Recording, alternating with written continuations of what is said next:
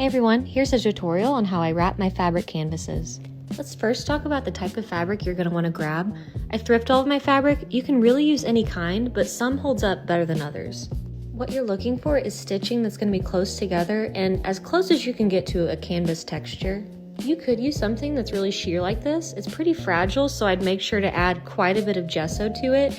And overall, I'd avoid anything that's stretchy or just really porous. If you're thrifting fabric, make sure to check out the sheets, curtains, comforters, and honestly, tablecloths are usually the best.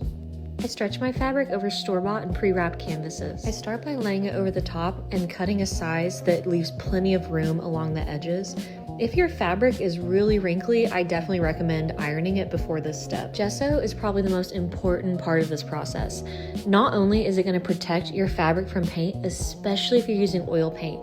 Oil paint is going to eat away at your fabric eventually and you won't have a painting for very long. It's also going to harden and bind the fabric together and give you a nice layer to actually paint on and not just suck up all of the paint and irritate you the entire time. I always add about 2 to 3 layers of clear gesso. Some dries better than others. This one leaves the least amount of white residue.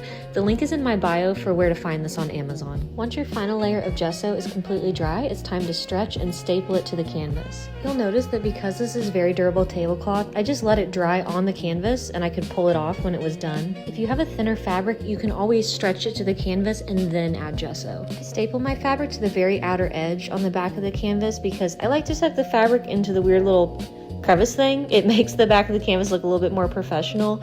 You'll see what I mean at the end. So choose one side of the canvas, staple all along one side of it, pull tight with your clamps but not too tight to where you're going to rip the fabric. I always stretch top and then bottom, side, and then other side rather than doing each side like clockwork, and this prevents wrinkles.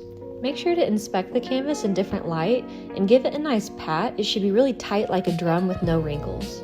I then flip the canvas back over and cut off any excess fabric really close to the staples. I'm going to show you what I mean by that little crevice thing right here. First, we're going to fold the corners, which is pretty tricky. There's different ways to do it.